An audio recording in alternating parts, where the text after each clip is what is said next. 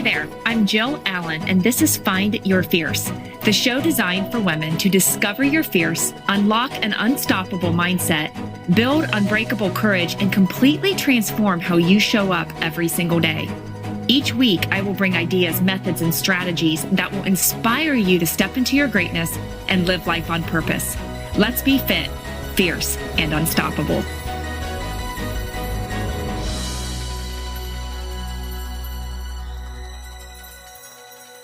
Hey there, gang. Welcome to Find Your Fierce. So glad that you're here with me as we dive into the continuation of last week. I know we shared with all of you that after 23 years of owning and running Lancaster Greenhouse, my husband and I, we stepped down as owners, and that is a good thing. Change is good. A fresh start is good.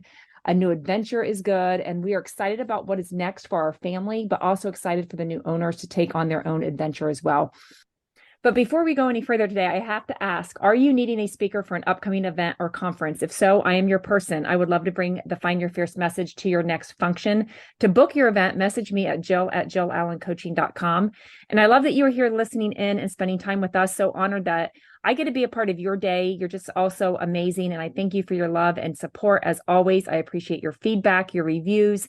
And I love that you share this podcast and the Set Free message with your friends and family. So if you could keep on doing that, that would be incredible, because you are helping this movement as it helps reach more women and it impacts more lives. And that is certainly what life is all about. So thank you again. So let's bring Rob on. How are you? Hey, how are you? I'm good. Good. Okay, so I know last week we talked about this major transition that you and I kind of like took this huge leap of faith on. I mean, I know it was, a couple years, 5 years in the works. So it wasn't like a big, huge shock to us, but it was still 5 years went really quick. And here it is. And you're like, oh my gosh. And now I'm okay. I don't know if you know the difference between Rob and I. Well, Rob is really calm. Okay. Because I don't want to start off like I can be a spaz sometimes, but Rob is really calm. And here I am over here. And I'm just like, what are we going to do with our life? Like, what are we going to do? Are we okay? Are we good? Like all this stuff, all the things that go through my mind. And then he's all over here, like, we're good. No problem. And I like, what are we going to do? And I'm telling him, like, tell me what to do with my life. What are we going to do and be when we grow up? And I asked you, what are you going to do? And you told me you were going to like hang out with your dogs. Yeah, and obviously, something like that, an answer like that will drive you crazy, and that's mostly why I said it. But from a long time ago, I knew that it's okay not to have everything figured out all at once. That, we have so many different pieces going on in our lives at one time. Yes, we, are stepping down as owners of the greenhouse, but that's just one piece of us, one piece of who we are. And it's exciting, for both us and the new owners to be starting that new chapter of our lives and their lives. There's a lot going on, a lot of change, a lot of unknown. Yeah. And you've always been good, and this is where the balance is, I think, but you've always been so good of not looking at everything at once. I mean, I cannot tell you how many times you have told me over the last, 23 years of marriage. It's like, Joe, you're looking at everything at once. Like, what are you doing? Like, let's just take one step at a time, one day at a time, one thing at a time. And, a lot of the reasons why we get the worry or the anxiety or the anxiousness or the freak out mode, hot mess mode, when it comes to looking at planning our life, you're like, Joe, you're looking at the huge picture all at once and you're not dissecting it. So we've had some moments like that here in the last couple months. Yeah, and I think everybody does. It's, you start looking at, like you said, everything all at once, and you get overwhelmed and, basically end up shutting down and not accomplishing anything. And when we were younger, obviously I've gotten better at being more calm and looking at one item at a time. And I just remember a really close friend, coworker, coach that you even had, Doug Henwood. One of his mantras was be where you are. Mm-hmm. And that is such a good line that you can apply to every part of your life, whether it's your family, your career, the fun stuff, with friends, wherever you are, wherever that moment has you, be present and be great at it. And, that's kind of something that I never had a chance to really tell him that, but I knew that was such a good thing that all of us can really, use in our everyday life. Yeah. Oh, I loved him when he had that Mhm. plastered like in the locker room, where even the high school girls and his track athletes and everything, they had that. And oh gosh, that is good. Yeah, there's so much wisdom in that of being where you are. So though, what are we going to do when we grow up? Um, okay, we have 5 kids. Our first born, Houston, he's the planner. He has the vision. He's a workhorse. He is always on to the next thing. I mean, he does very well at that. He functions at a high level of go mode, I guess. And he plans. He has things mapped out. He's just is one of those. He's probably a little bit wired like me. Our second son, Harrison, he just graduated from high school and he's in the same spot that we are right now. And I look at him and I'm like, oh my gosh, of not knowing what maybe necessarily the exact next step is of, again, what are we going to do with our life or in the time that we've been given? And he's figuring things out. And I remember just again these last 6 7 months that he's been well, I don't know how many months it's been, spring of 2022 is when he graduated. I kept using the words plan. What is your plan? What is your plan? And plans have been such a massive conversation in our home, is all about plans. And it's like, okay, wait a minute, maybe we don't have to have every single thing mapped out, planned down to the very last second of our day. And there's such a learning piece in it. Like maybe God's trying to teach me something, that we don't have to have everything figured out right now, if ever. Yeah, for sure. And with those two kids of ours, for example, they're totally different personalities, and they're both 100% fine with Yeah. where they're at right now. For us, we have different personalities, and you know, for us and our kids, I think the big thing kind of goes back to, we try to look at everything and fix everything and do everything ourselves all at once. We can't do it. In a way, it's maybe we need to take a step back and realize we're not in it all by ourselves. Yeah. There's, a lot higher powers that we can lean on that put the right people in our world to help us through, some of these decisions, nudges us with some of the different thoughts and ideas that come into our head. And it's okay not to have it all figured out. Yeah, I know. There's such a huge learning piece in that. I know it's easier said than done. I mean, there's just so many people walking around of not knowing or wanting to figure it all out and can't, or have settled. And I know that I've never wanted to be that person that just settles for what is. And I like structure. I like plans. I like those things. But at the same time, I like adventure mixed in with that if it's planned. But it's such a learning moment, like a teaching moment for me, because I look like even like Harrison, I'm like, man, he's good and he's going to be okay. And Yeah, well, look where he's at right now. He's playing pickleball and loving it.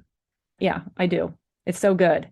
Well, and I do want to brag on him a little bit because, and this is like totally not have anything to do with what's next, but this morning he actually helped put salt down. And funny because Rob always used to snowplow and salt for again all these years. And Harrison went out around what 2:30 this morning and to get to work. And so he did that. And at you might want to get your phone out because you might have to read what was said because I won't get it right. He's bringing up the picture, but we walked out and there was like a dozen donuts from Donut World sitting on the counter, and he was up in bed asleep because by the time we all woke up, he had already, put in the work. And there were these a dozen donuts, and anyway, on the top of it, you want to read what they said? I don't know if you have it up yet. Well, yeah, again, remember this is coming from an 18-year-old boy, so He's it's 19, but yeah. 19 now, yeah, just turned. It says, "You're welcome," with two big hearts that say Harry. And then it said, "Dad used to be the snowplow donut guy. Now I am. Enjoy," with a big exclamation point. Yeah, I know. Well, it brought tears in my eyes. I just, the little moments like that are huge. I mean, Rob would always bring donuts home every time he would snowplow, and Harrison just, I don't know. It's good. So what's next? Maybe it's enjoying those moments and soaking up all the family time that you can get because sometimes when we get distracted and are so busy. I mean, there were times where you were working 80 some hour weeks pouring into the greenhouse, and not that you missed a lot, but we were just always that hustle and go, go, go, that we sometimes fail to catch all these amazing moments that our kids do. And even though we were very present, are present, we still miss all that, or it goes back to Doug Henwood, be where you are. But anyway, that was a good way to start today with that. So pretty good stuff. We were on a run this afternoon and talking about what are we going to do? And trying to map out our next. Yeah. And there's so many ideas, but there were three things that I shared with you that were important to me when you're trying to figure it all out. Number one thing, God has to put that calling in us to take that next step. Like what we do next, I don't want it to be anything but from him.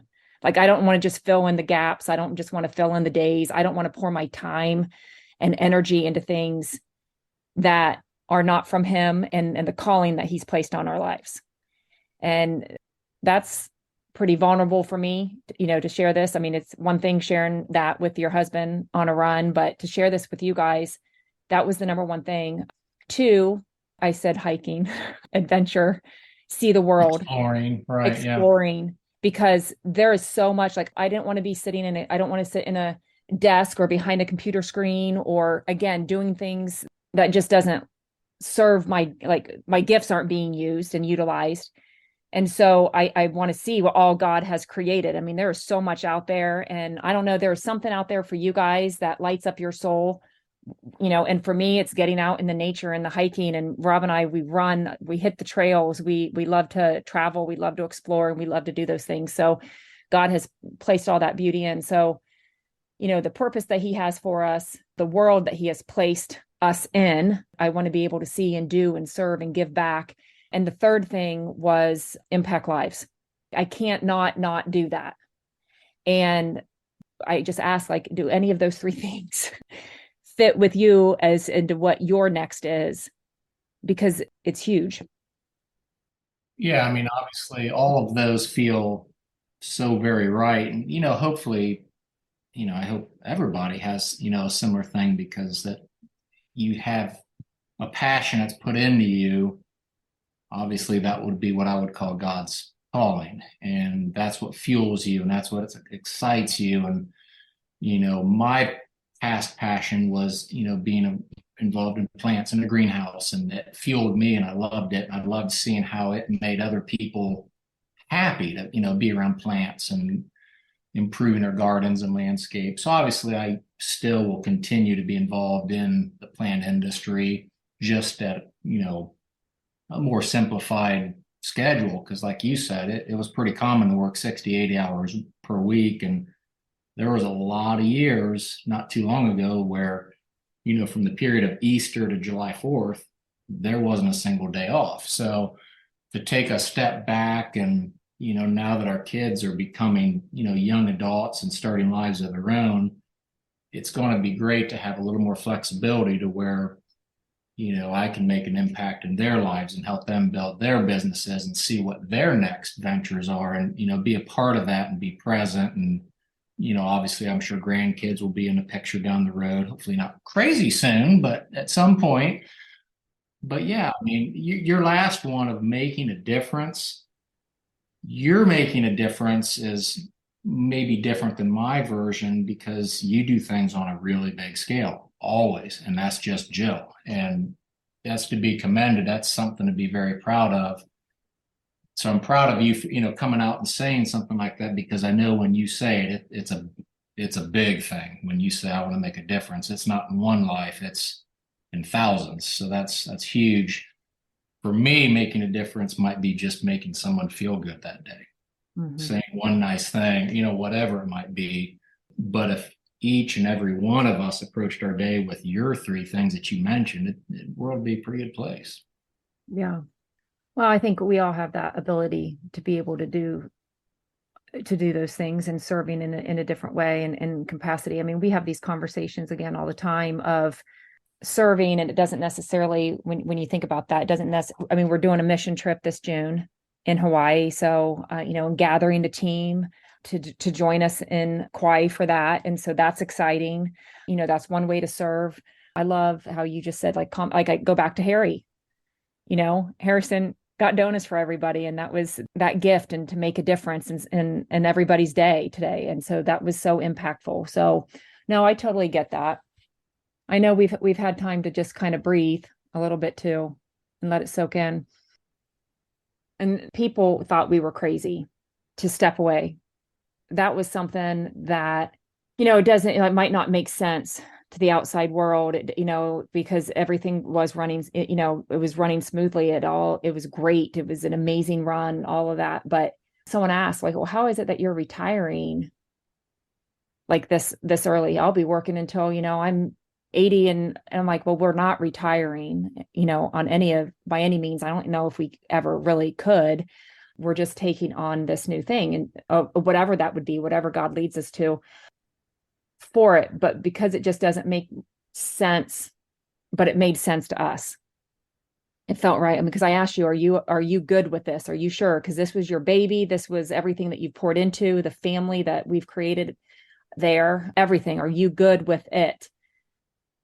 Are you good with it? I am. And I would say, yeah, I mean, for sure. I mean, obviously it's a big part of our history, and our kids grew up there. But for me, I started in the landscape industry when I was 16. I mean, so that's 32 years I've been doing this. So I mean, most people spend that time in a profession, they retire and nobody thinks anything of it. It's just the difference is I started when I was 16, and I've been at it, consistently since then. So yeah, we're absolutely not retiring, because one, I would 100% drive you crazy and we wouldn't last. I think in the past week, just, it's winter time. So obviously it's a slower time in the garden center anyways, but you made the comment, I think 5 times just in the last 2 days that I need to get a job, jokingly.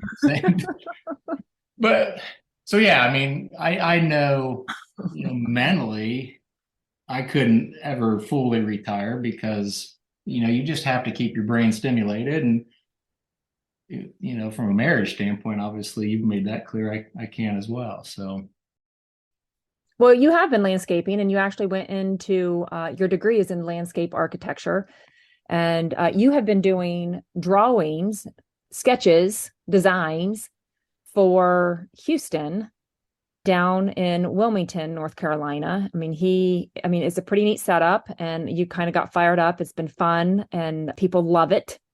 And so this is kind of cool that do you want to explain? I mean, what.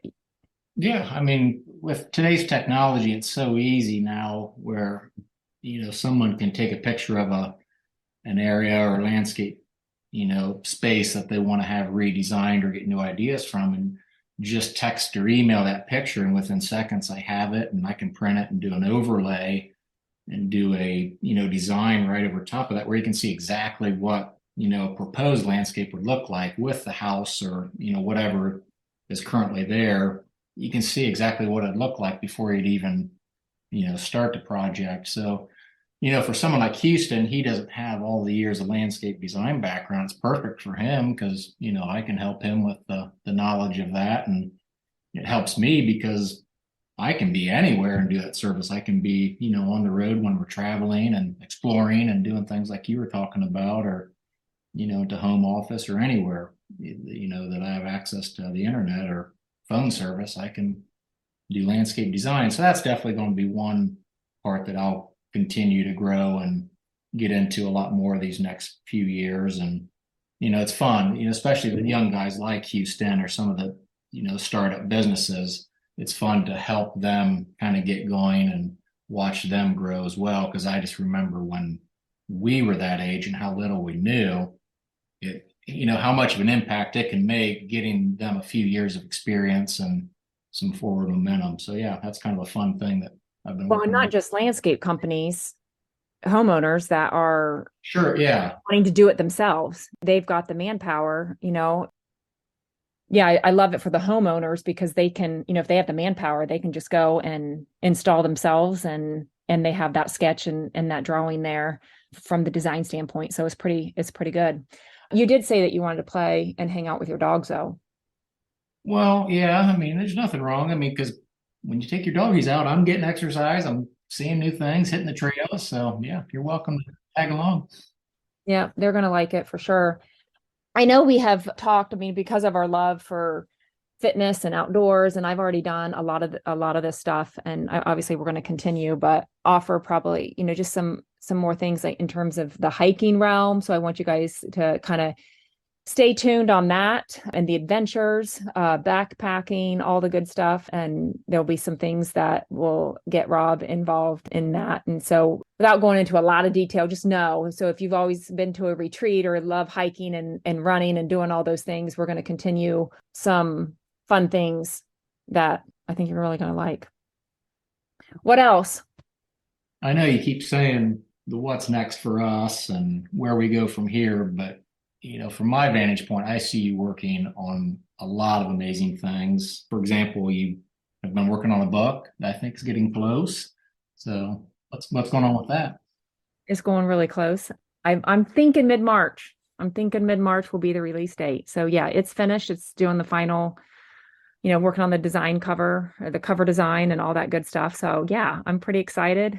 Yeah, it's called Set Fire, and which basically we're going to set fire to our life and our hearts and our mind and all that. I guess there are things coming up. Like here I am asking, like, what am I going to do? Like, I guess we're already doing it, aren't we? Yeah. You guys, if you're listening, you guys are probably doing it too already. And you don't just give yourself enough credit as to what's going on. And we don't have to have everything mapped out, planned out. And God will open doors, close doors the way he sees, and how it will just work out all for the good. And we should rest in that. So this was kind of like a counseling session for me, Rob. Thank you. My pleasure. It was fun. That was good. We'll wrap this up, but you will be a little bit around the greenhouse, a little bit. We probably can't stay away. And so I'm assuming you're going to be in there just a little bit, helping with that transition, and people can see you this spring. So it's like not Yeah, like I'm we're gone. definitely gonna be hanging around a lot, helping and make sure the new owners are extremely comfortable because it is such a amazing piece of the community. I just want to make sure they have all the ins and outs and ready to take it and continue soaring with it, and enjoy it as much as we have because 103 years it'd just be amazing to see it continue for another 50, 100 years. Yeah.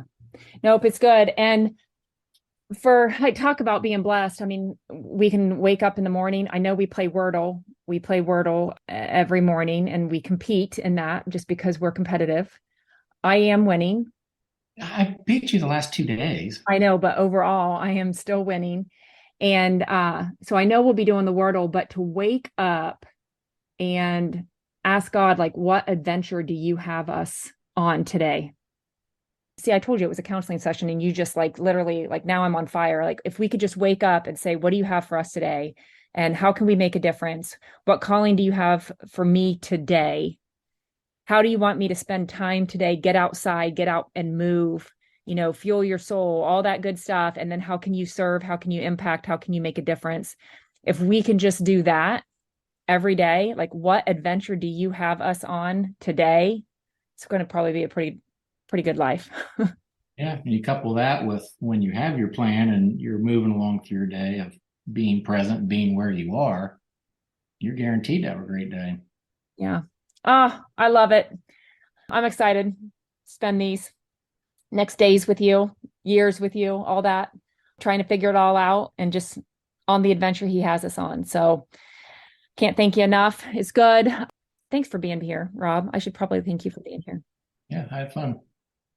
If you're wanting even more fire in your day, there's so much for you to do. So you can follow me on Instagram, keep up to date with all that is going on. My new book is set to release in March, so stay connected. But in the meantime, snag a copy of my book Set Free on Amazon. Join us in Fit and Fierce, upcoming retreats, or join a Hawaii mission team this June. Maybe you're wanting to do your own road trip. You can hop in our Sprinter van that sleeps up to 5 and hit the open road. Be sure to go to jillallencoaching.com for all updates and join the Just Breathe Facebook group. We would love to connect with you. Come back next week as we will get back to the New Year series. Thanks so much for joining us today. I pray that we filled your heart with joy. And if you could let us know before hopping off here, that would be incredible. Subscribe, share this episode link on your social media if you felt encouraged or inspired, as we all know someone that can benefit. And I would love it if you would give some feedback and a review as well. Talk with you next time. Be fit, be fierce, be unstoppable. See ya.